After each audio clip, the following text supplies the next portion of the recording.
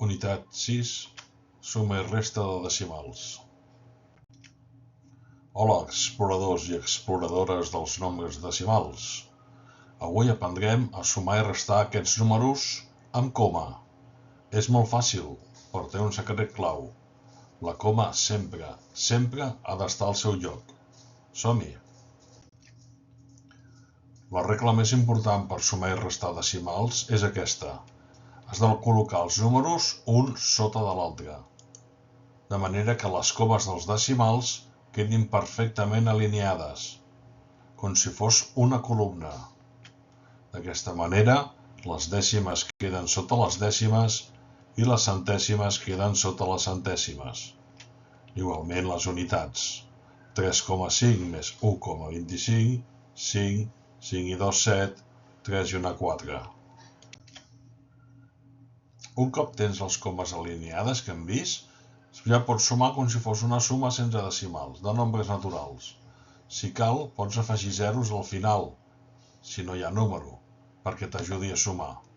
Això no canviarà el seu valor, 6,4 és el mateix que 6,40, però t'ajudarà a no equivocar-te. Només ara ens cal sumar. 0 més 3, 3, 4 més 8, 12, m'emporto 1, 6 i 2, 8 i 1, 9, 1. 6,4 més 12,83, 19,23. La resta decimals és la mateixa idea, exactament el mateix. Hem d'alinear les comes dels decimals, de manera que ens quedin les dècimes en les dècimes, centèsimes en centèsimes, unitats en unitats, etc. Si ens falta algun decimal, podem afegir un 0 que ens ajudarà a no equivocar-nos. I restem. De 5 a 0, 5, de 7 a 3, 4, de 5 a 2, 3.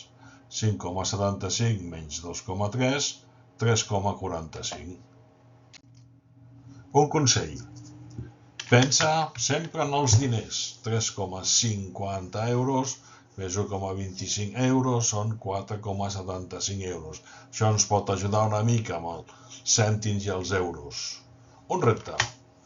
Quan és 7,8 més 2,15 i 10,5 menys 3,25? Recorda de posar la coma al seu lloc. En pràctica, seràs un mestre sumant i restant decimals. Les respostes?